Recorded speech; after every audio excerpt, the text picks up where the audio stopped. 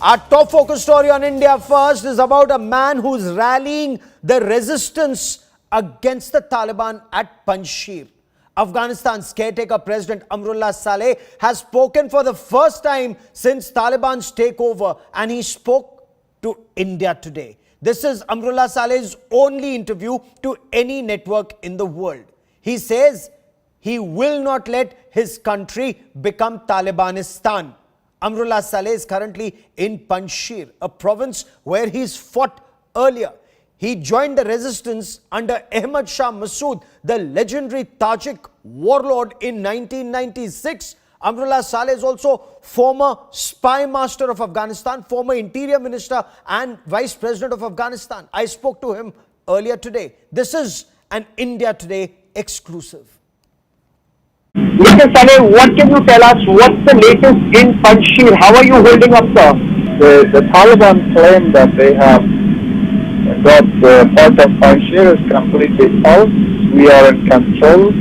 The morale of the people is very high. We have been able to build consensus amongst the community, who have unanimously stood up saying they are not ready to sell the soul of the resistance and bow to the Taliban. We have organized, we have managed, and we are ready both for meaningful negotiation and for the resistance. If the negotiation fails, negotiation should not be a code word for a disguised surrender or disguised allegiance. We have told the Taliban what our conditions are. So far we have made no progress in that. And if the Taliban opts to fight, we advise them to read the history, and we are prepared for any eventuality. Mr. Saleh, you have been a part of the resistance even earlier. You look up to Ahmad Shah Massoud, the legendary Tajik commander. How is the situation different from the first time that you were resisting the Taliban and now? His son, Ahmad Massoud, is currently in the headquarters of his father, and people are rallying around him. I am also here. We have a very united command structure. What is key in situations like this is the motivation. It's the determination of the people.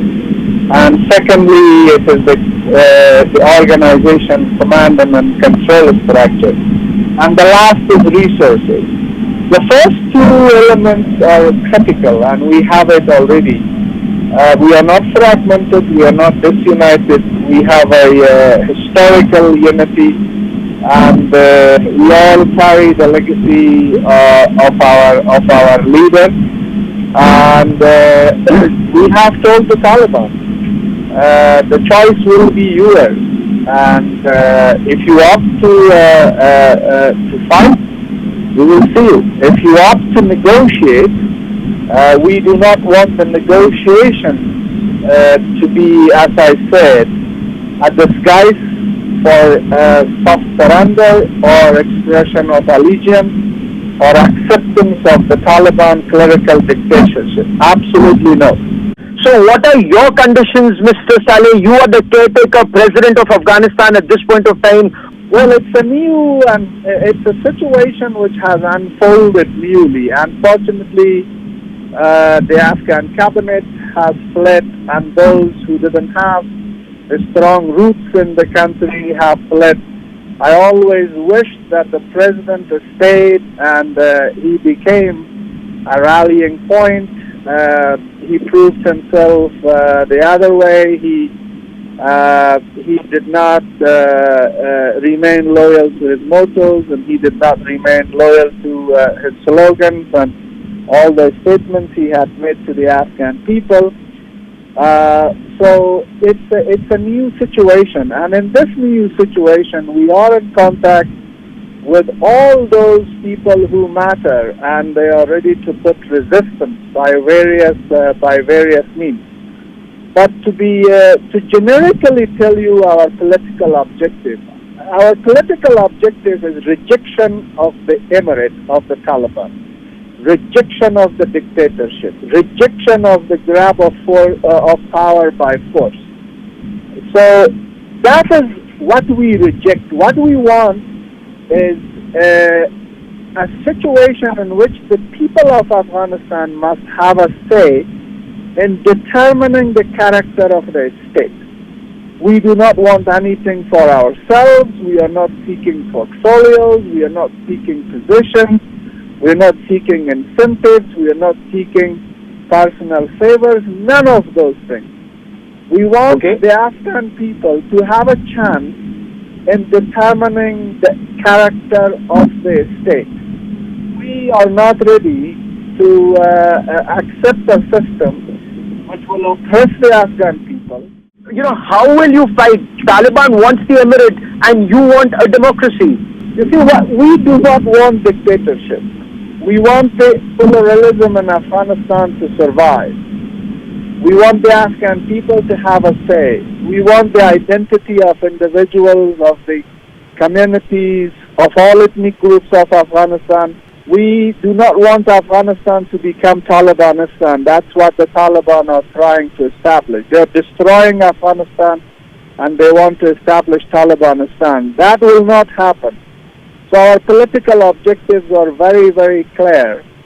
We prefer negotiations, but as I said, the negotiations must be very meaningful and it should not be like Doha style to legitimize the Taliban oppression and not to stop their barbaric military onslaught.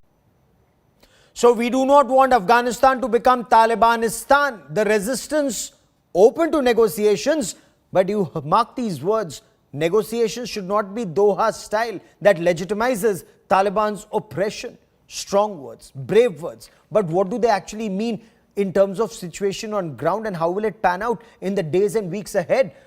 In a moment, we are likely to be joined by Ambassador Mohammad Ashraf Hydari. He is Afghanistan's ambassador to Sri Lanka. We're just waiting for that link. Joining me on the broadcast is Major General Sanjay Meston. He's our former defense attaché to Afghanistan and of course privileged as always to be joined by Ambassador Amar Sinha, former ambassador to Afghanistan and former secretary in the Ministry of External Affairs. And if I may, Ambassador Sinha, given the two very divergent worldviews, one of the Taliban and the other of the resistance, what will these negotiations be all about? Is it even possible to find middle ground? Well, I would guess so, because what Amrullah Saleh has said, I quite agree. Of course, I must confess that he's a personal friend. I've been to his home. I lived in Panjshir, and there you can sense freedom in Panjshir. I think we went with General Meston also was there. We were cycling, we went hiking in Panjshir, and that's the only place you could do while we were there. He also represents, you see, mind you, a new generation of Afghan leaders. The earlier senior leaders seem to be all war-weary. Some of them have left the country. But even Amrullah, while he is, of course, raising a banner of revolt, but Amrullah Saleh has also left the door open for negotiations. Now, how flexible Taliban is, we don't know. Some of the things that he has asked is basically the ask of the international community also. Yes. Till now, Taliban has made some right statements. There are efforts on in Kabul to make them say reason and have an inclusive government which maintains the basic character of Afghan society, which is pluralistic, which is very diverse, which has many ethnic minorities. And I think that is what Amrullah is articulating. So I wish him luck. And I hope the Taliban, for the sake of their own country, don't rely on violence and coercion alone, but be more flexible and accommodating. Over to you. The world is watching, but does Pakistan also want the same things? General Meston, you and Ambassador Sinha have cycled through Panjshir. You know the territory, you know the lay of the land. And this is one territory that could never be captured in the past, be it the Soviets or the Taliban. In fact, some of the folklore that we pick up, it goes back to the era of Alexander. But Taliban, with its newly acquired air power, Western and its own firepower, and of course Pakistan ISI and army support, can it put down the resistance? In my view, Gaurav, it seems very unlikely, or rather I would put it across, it is quite difficult. the terrain over there favors the defender totally. And the beauty is, both sides of the valley, the mountains are so steep and they are rather barren. So the advantage is that you have a clear field of fire and a clear observation. And therefore, then there is a limited entry to the valley, that is the road access. Now, ahead of the road access, there are large number of hillocks, which again have outposts, and the drive is quite inwards. So they will have to meet stiff resistance throughout. And even if they have to maneuver to, scale those mountains and come down, their early warning elements of the resistant movement would be deployed, Okay. and it would be very difficult for them because they would be spotted from a large distance, and they would be even fired upon. So I think what even Ambassador Amar Sinha has highlighted, firstly, I would compliment Mr.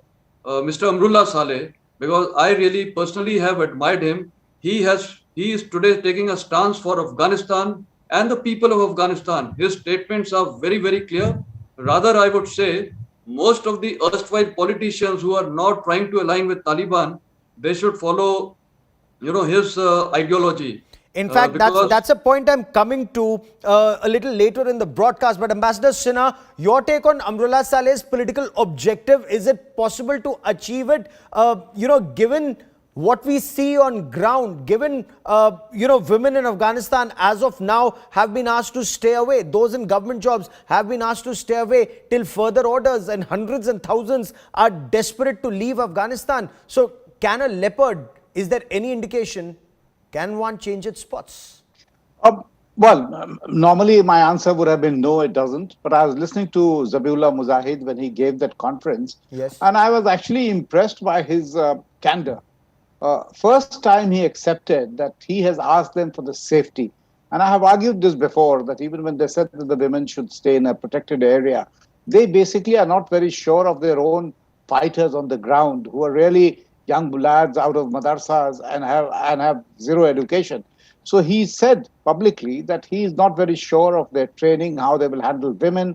So unless we develop ground rules which they can be enforced, till then, for the security and safety. And they also promised that they would be treated to be on the rolls and their salaries would be paid. So some of the messaging that is happening is very conciliatory. Now, obviously, in Taliban, there are factions which are more hard-headed, which are more radical, which just want to have it all. No, they are following a principle of winner takes it all. Yes. But so there would be differences emerging very soon in Taliban leadership also, I believe. But I think the efforts of both Ahmad Massoud, Amrullah Saleh, President Karzai and Abdullah, and the pressures from, you saw the meeting of the G7 from the international community, which holds major leverages over Taliban, because it just cannot survive without international support today as a government, Yes. as a functioning government. I think there is hope that they would find a middle path, and that is the Afghan way. Over to you. General Meston, do the resistance commanders have the muscle to meet their political objective? Will the resistance, you were hoping it may, but will the resistance galvanize a nation? Because Amrullah Saleh did speak about President Ghani going away, the cabinet going away, the army, of course, he hasn't talked about that, but that's the question I want to put to you. The army just melted away. Is that army slowly regrouping, getting to Panjshir, and would that be a cause for concern as far as the Taliban military leadership is concerned? Okay, as regards the muscle power or the staying power is concerned, I think his cadres, whatever inputs we have been hearing, are numbering about 9,000, but I would put it quite this thing that it is equivalent to 2 brigades plus size. So it's a sizable force, and the command control structure. In fact, we had also been to Ahmad Shah Massoud Ops room that time, the operation room. Yes. And inputs say that, Ahmad Massoud is operating from there. The command control structure is fairly good and Yes. quite comprehensive. And reports also indicate that a lot of ANS soldiers have immediately, gone to that area and they're in Panjshir Valley. But Yes. further soldiers going and further officers going, it has now become exceedingly difficult because, the reports are that many of the senior officers, especially colonels and 1-star general, 2-star, they are in hiding. and Taliban is going to their houses to, conduct the searches, etc. They are going in the night. So these people are in hiding. Now for them to move out anywhere is extremely difficult because they will give away their position. Of course. And similarly, around the entire Kabul, the Taliban have established large number of checkposts. So for anyone now at this juncture to be moving to Panjshir Valley, especially from the Afghan National Army, seems very, very difficult, or rather, I would put it unlikely. Where they are, can they continue to resist the Taliban where they are should the need arise? Which is, we will talk about that, inflicting 1,000 wounds. But I also have India Today's Foreign Affairs editor Geeta Mohan joining me on the broadcast. Geeta, what more can you tell us about this reported negotiation that's currently underway between the Taliban and the resistance? What do negotiators on either side hope to achieve? We are told that a team of Taliban has moved to some location close to Panjshir or to Panjshir. Well, that's right. The Taliban have tried to make a headway into the area, but have found no success. Panjshir, like you have been explaining all through the day, Gaurav, is almost impregnable. But there is only that much that the Panjshir resistance can do in terms of the might of the weapons that they have. The Taliban now have the full might of the weaponry, the ammunition, the armor of what the US left behind. So it is going to be rather difficult, but we have to wait and see what the negotiations are going to look like. Now, sources within the Panjshir resistance have told us that there could be a meeting tomorrow in Parwan province. We will have to wait and see who will attend that meeting. There was a press conference today by the Taliban, Gaurav, and that's messaging of some sort where they're saying that everything is forgiven and forgotten, come back to Kabul or come to Kabul. But there is a negotiation meeting that is going to take place in Parwan province, is what we're being told. So we'll have to wait for that. Also important to see is what the outcome of the G7 is really going to be. BRICS held a meeting, and there's absolute clarity in what the BRICS and how the BRICS nations are looking at this entire crisis. The humanitarian crisis is what this entire grouping was more focused on. Yes. But G7 certainly was also going to discuss whether if US should stay beyond August 31st. Okay. Ambassador Sinha, very strong words from Amrullah Saleh on President Ashraf Ghani, saying he should not have left the country, he should have stayed behind, he should have rallied the people. He was not loyal to his words, his motto, and his people. Actually, I agree with those sentiments. As a friend of Afghanistan, I also feel completely let down by his behavior. Even 2 days before or 3 days before, he was giving very brave lectures. He was saying he'll stay loyal, he'll be the last man standing, he'll take a bullet on his chest, etc., etc. And obviously, this is all empty rhetoric. And what he also said, that people who had no roots in the country left. Well, that has a ring of truth in what it says. You see, countries cannot be run by expats who can take the first flight out. And that is a message. So the two things that has to happen in Afghanistan, if it has to stabilize, it's that people who are more rooted in Afghanistan have to come to the fore. And plus, there needs to be a generational change in the leadership. Yes. Because over 50% of the country, mind you, is below 18. Oh, absolutely. And obviously, Amrullah represents that new sort of generation, as does Ahmad Massoud, who's just around 24. Amrullah is around only 50. So these are the people. And I think while the military objective is a Herculean task because of the nature of the terrain and the fact that they have sealed off the borders, there'll be no support, difficult to reach support to them. But the political objectives are very achievable. Okay. And I think that is what he's hinting at. And the political objective is simple, that the government in Kabul has to be inclusive, has to have a system or an institutionalized system which should have representative of various ethnic communities. But General Meston, you agree that had he stayed on, he could have rallied the people. Everything just went in a disarray the moment he left. Yeah, I think absolutely true statement by the ambassador. I totally endorse. that if he would have hung around, I think the things would have been fairly different. And not only that, I've been given to understand from a lot of army seniors that perhaps some corps commanders were given a direct call by him to even, just not fight and just surrender.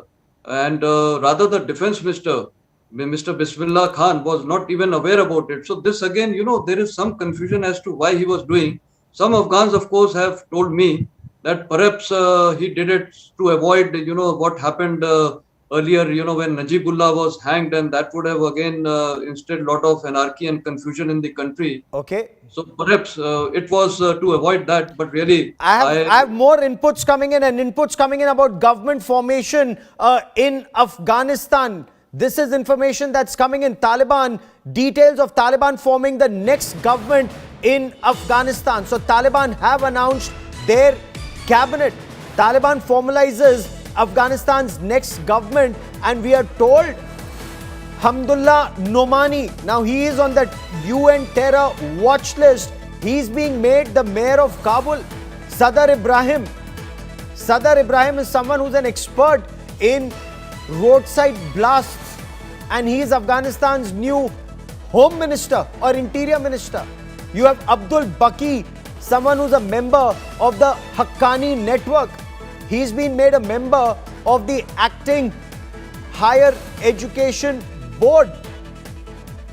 So this is what is happening in Afghanistan. A man who's on the UN terror watch list is the new bossman in Kabul. But let me give you an overview of what the Taliban is attempting to achieve. So what is the Taliban leadership like? Remember, we've been talking about Haibatullah Akhundzada. Now he is the chief of Taliban. He is, of course, former Taliban Chief Justice, leader since 2016, the ultimate authority on religious and political affairs of Taliban. He is the Amirul Momineen, and he's the head of this organization. Incidentally, the question remains, where is Akhundzada at this point of time? There are some reports, there is some chatter in the intelligence networks that seem to indicate that he's in the custody of Pakistan's ISI till the government formation is complete in Afghanistan. But that's only chatter in the intelligence network. We'll put that question to our guests. Then, of course, you have Mullah Abdul Ghani Baradar, the co-founder of Taliban, the man you see there on your television screen. So Mullah Baradar is the head of the political office in Doha, is expected to play a key role now in the next government. Now let's talk about the military arm. You have Mullah Yaqub. Mullah Yaqub is the son of the founder of Taliban, Mullah Omar. Now this man, Mullah Yaqub, he does harbor ambitions of becoming the boss of Taliban, the Amirul Momineen, or the commander of the faithful of Taliban. But he's young and he's waiting, he's biding his time.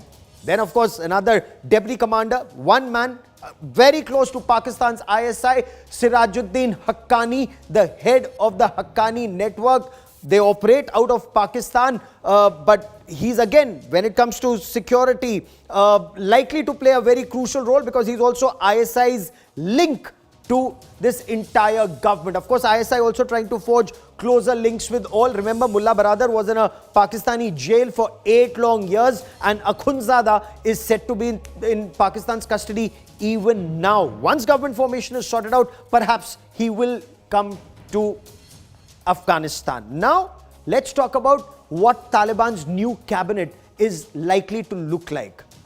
Sadr Ibrahim, he is the home minister. Incidentally, Sadr Ibrahim was also seen as an expert in roadside blasts. Sakhiyullah is the acting head of the education department, a deputy in the Sharia court of Taliban. He is somebody who's played a key role in the training and hiring of people for the Taliban. Abdul Baki, the acting head of higher education, again one of the top commanders of Taliban, a part of the Haqqani network. Remember, Haqqani network elements will play a key role very close to Pakistan and Pakistan's ISI. Habibullah Mujahid, he's being made the culture and information person or minister in the Taliban regime. He is the spokesperson of the Taliban. Let me also tell you about Haji Muhammad Idris. Again, he's somebody who will have a very key role. He's been given the Bank of Afghanistan. Now, Afghanistan, as Ambassador Sinha was indicating, needs a lot of foreign aid to survive. When there was the Ashraf Ghani regime, they required close to $10 billion annually to survive. Their own revenue generation was a little over $2 billion. So $8 billion is what they would require. Perhaps a little less, because they will not have such a huge standing army, 300,000 strong standing army, which incidentally just disappeared. Let me once again take this to Ambassador Sinha. Ambassador Sinha, when you look at this government formation in Afghanistan, what do you make of it? Will it lead to fissures? Is everyone on the same page, or in your appreciation, there are some who would be happy and some who would be unhappy? Let me just bring in one correction, that Mr. Nomani has not been made the mayor. He's been made, he's heading a commission which looks after all the municipalities.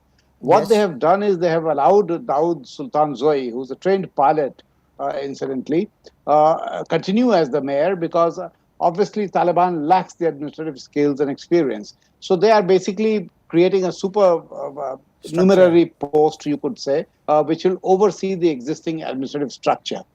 That you see happening in other ministries also, where they are saying that we have forgiven everybody, there's an amnesty, please come back and start working. Obviously, they don't want to destroy the structure that were put in place, so that they have to build it from the scratch. What they will do is put their own ministers on the top. I see it like a coup, where because of military force, they have just displaced the government, or the president has fled. There's an acting president, but they are just taking over the power. Okay. Right now, there are reports, and of course, I don't know how credible they are, but the fact is that there are already bickering happening in terms of different factions, different geographies, different tribes. The people from Kandahar are asking for a share of the pie, while the Haqqani network, which are more dominant in the east of Afghanistan, seem to be gaining ground, because they're also backed by Pakistan. So these pressures will come.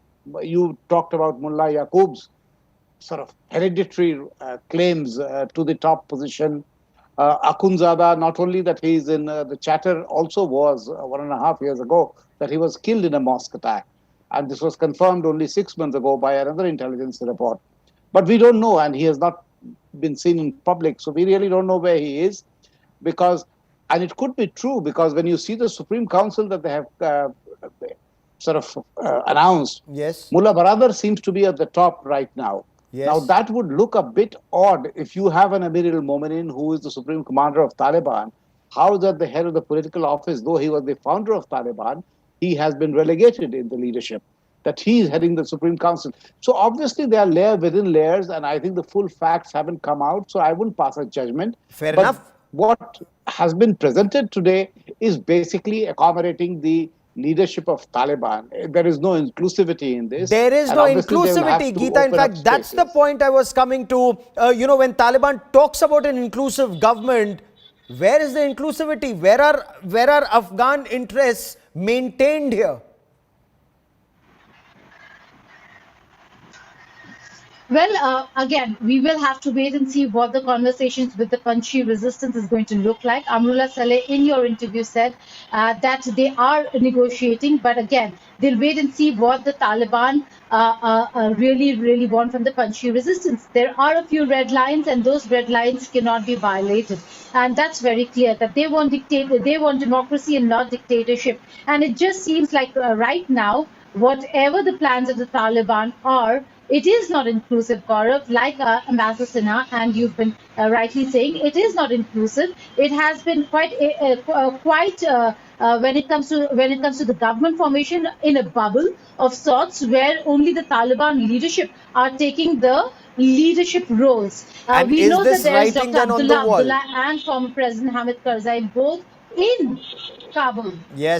Yes, and not accommodated anywhere. We'll be tracking the story very, very closely. Geeta Mohan, Ambassador Sinha, and General Meston, many thanks for joining me here on India First. A Pakistan Tehreek-e-Insaf leader actually hopes that the Taliban will fight in Kashmir and gift Kashmir to Imran Khan's government. Take a look. Taliban हमें कहते हैं हम आपके साथ हैं और इंशाल्लाह वो आके हमारे साथ कश्मीर फतह करके देंगे। A shocking claim and a growing nexus.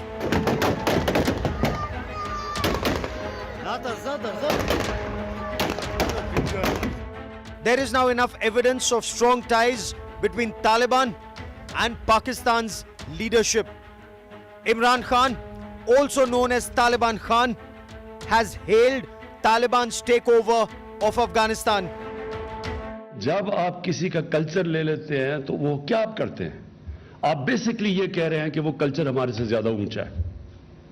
आप एक मुख्तलिफ कल्चर के गुलाम बन जाते हैं। जब आप ज़ेनी गुलाम बनते हैं तो ये याद रखें, असल गुलामी से ज्यादा बुरी ज़ेनी गुलामी है। His leader's claims show Pakistan's नापाक anti-India agenda. अब अफगानिस्तान माशाल्लाह से देख ले, वो तालिबान हमें कहते हैं हम आपके साथ हैं और इंशाल्लाह वो आके हमारे साथ कश्मीर फतह करके देंगे।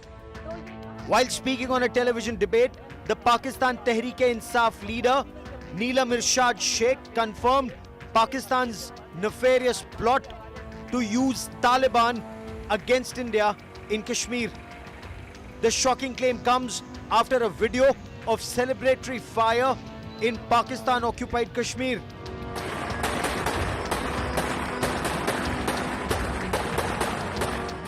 Two dreaded UN-designated banned terrorist organizations, Lashkar-e-Taiba and Jaish-e-Mohammed cadres carried out several rallies in Pakistan-occupied Kashmir to celebrate the homecoming of LET and JEM terrorists who were fighting alongside the Taliban in Afghanistan. Though Taliban has claimed in the past it will not interfere in Kashmir as it is a bilateral issue between India and Pakistan, the question remains, can the Akas of terror be trusted amidst this growing nexus between multiple phases of Pakistan's state-sponsored terror? Bureau Report, India Today. So you've seen how Pakistan hopes that elements from Afghanistan will come and fight in Jammu and Kashmir. And you've already seen that celebratory firing that's going on. Lashkar-e-Taiba, Jaish-e-Mohammed terrorists fought alongside the Taliban and now they're in Pakistan-occupied Kashmir. Is there a threat to Jammu and Kashmir? We'll get a military assessment, but listen in to what former Chief Minister of the erstwhile state of Jammu and Kashmir, Mehbooba Mufti, has to say about the situation. हिम्मत चाहिए बर्दाश्त के लिए जो भी जम्मू कश्मीर के लोग बर्दाश्त कर रहे हैं, मगर जिस वक्त ये बर्दाश्त का बांध टूट जाएगा तो तब आप ही नहीं रहोगे, मिट जाओगे। बार बार मैं कहती हूं कि हमारा इम्तिहान मत लो, सुधर जाओ, समझ जाओ। पड़ोस में देखो क्या हो रहा है, पड़ोस में देखो क्या हो रहा है। इतनी बड़ी ताकत अमेरिका, उनको भी वहां से बोरिया बस्तर लेके वापस जाना पड़ा। और आपको मौका है अभी भी, जिस तरह वाजपेयी जी ने बातचीत शुरू की थी जम्मू कश्मीर में, यहाँ बाहर के साथ भी और यहाँ भी उसी तरह आप भी जम्मू कश्मीर में बातचीत का सिलसिला शुरू करो। So is this Mehbooba Mufti's independent view, or is this the view also of the Gupkar alliance? Joining me on India First is Lieutenant General Gurmeet Singh. He's commanded the Kashmir Corps. He's served in Jammu and Kashmir even earlier, knows the area.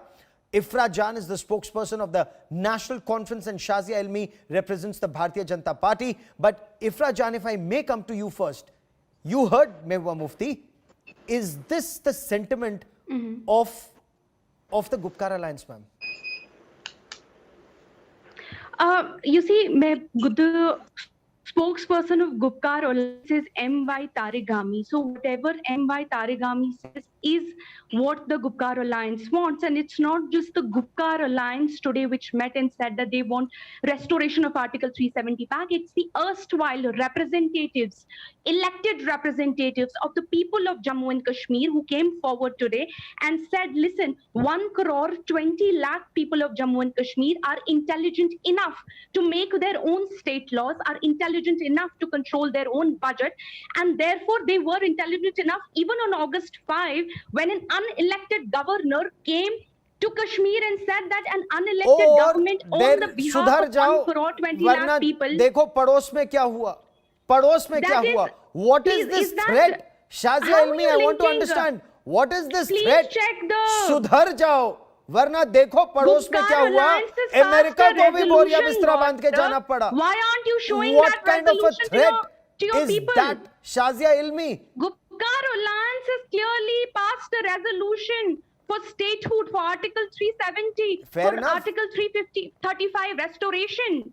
Fair and enough. how is that related to what Mehbooba Ji is saying? I am trying to It is figure the out people of whether Jammu and the Kashmir who threat should be allowed to whether make the their own threat laws, that who accompanies should be made. no, you know, there are two aspects here. One is a threat that comes from that lady across the border, that leader of Pakistan Tehreek-e-Insaf, who says inshallah Taliban will fight and get us Kashmir. And then you have a leader here, Mehbooba Mufti, who's saying sudhar jao warna America ko bhi boria bistara bandhna pada. Shazia Ilmi respond that of 1 crore You know, 20 lakh people. Miss Ifra, either you're short on comprehension skills, that you cannot, either you're pretending not to understand the question or you're trying to obfuscate. But first of all, Gaurav, first things first, I would like to perfectly congratulate understand the you question, Miss for Silvi. getting that very important voice from Panjshir, from Amrullah Saleh, and from the other perspective as to what they're thinking, and that's a very important phono that you did. And all of us are very grateful to you that you could, you had that kind of access and you could bring us that voice. That is important at this point of time to know. thank you, but more this current importantly, situation in Kashmir. What about Yeah, the voices I'm of 1 shocked crore and alarmed at 20 the lakh language people from used Jammu by and Kashmir? You know, you Mehbooba guys ji, are who worried was- about how I used to democracy call in Mehbooba Appa. Afghanistan. Is What she about the threatening us? democracy in Ifra, Jammu Ifra, and have some Kashmir? manners. One by Ifra, one. show some Okay, etiquette, my fair friend. enough. democracy in My Let young Shazia man, Ilmi show complete her some point. I will allow come to you, others to ma'am. come in. And I also want to bring in the general. But go on, No, Shazia no, Ilmi, complete your point, I haven't ma'am. said my bit yet about Mehbooba, who I used to call Mehbooba Appa once upon a time. I'm shocked. Is she threatening the rest of us? Is she saying, see, even America got scared, so see what we are capable of? You know what Taliban is doing? Imagine this can happen to you. What kind of a statement is that? She has been the elected, she has been the elected CM. Exactly my point of a state of India. And she says something like this at this point of time. I'm shocked and dismayed at what she said. And if Gupkar Alliance definitely wants to, You're not has been asking shocked for at restoration the of state of 370, democracy in Jammu and Kashmir?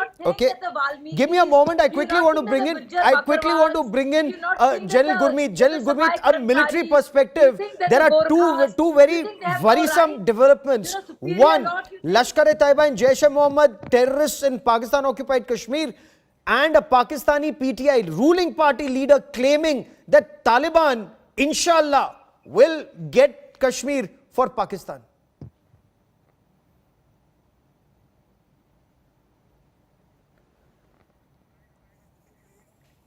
Go on, General Gurmeet Singh. Okay, let me comment on what the PTI leader has said. In fact, she's confirming that Pakistan Army, ISI and Pakistan have failed on the Kashmir narrative in totality, and they're waiting for Taliban to come and assist them. So, in fact, I think what has hit them very hard is 5th August 2019 and the way the security forces have handled the challenge. That's the first thing. Second is that they're still basing their entire thought process on illusion, on proxy, on lies, not connected to the ground. But at the same time, I will say the number of weapons, number of terrorists, terrorism and radicalization, which is going to flow back after what the Taliban has done in Afghanistan. Firstly, it is going to really blast Pakistan itself. The fire is going to be there. Secondly, let me tell you one thing. If you look at the trend of India now, one thing is very clear, that we have already gone on the track of proactive, preemptive action And as far as terrorism is concerned, it is zero tolerance. Fair And, enough, sir. reply Zero to tolerance. But when you talk about radicalization, is India zero? Does India have zero tolerance towards radicalization? Because that seems to be the bigger worry. Terrorists may be harming Pakistan first, but that fire will singe us. Especially, and Ifra Jan, I really want you to comment on this. Do you agree with Mehbooba Mufti where she says, "Bardasht ka bandh agar toota, aap mit jaoge"? Is this not a threat, ma'am? And does You the know, National Gaurav, Conference agree with this threat? कि आप मिट जाओगे, हमारा इम्तिहान मत लो, सुधर जाओ. You know, Gaurav, yeah, let me respond. There was a BJP leader who had clearly said from Kashmir, who had said that once and if 370 is ever abrogated, she would be the first person to pick up an AK-47 and fight the state. Fair Currently, enough. she is the vice president of BJP Fair in enough. Jammu and Shazia Almi Kashmir. will I respond to wonder that. why her Ma'am, views questions and you my raised, videos Shazia were Almi will never respond aired about on that BJP. view. But here I'm Yes. asking you a very serious question. Second thing is, आप मिट जाओगे, हमारा इंतहाम मत लो, सुधर जाओ, पड़ोस में देख लो क्या हो रहा है. यूएसए को भी बोरिया बिस्तरा बांध के जाना पड़ा. मैडम, यूएसए को जाना पड़ा होगा, कश्मीर तो हमारा देश है. you see, Gaurav, one thing I'm very worried about is that most of you people are extremely worried about the fact that there is no democracy in Afghanistan. Madam, But you are I'm not worried about the security fact in that my there is country. No democracy in Jammu and Kashmir. There Okay, is no Shazia Almi, respond. democracy in No Jammu. democracy in first of Jammu all, I and would like Kashmir. to That the No people of democracy in Jammu Jammu and and Kashmir. Kashmir.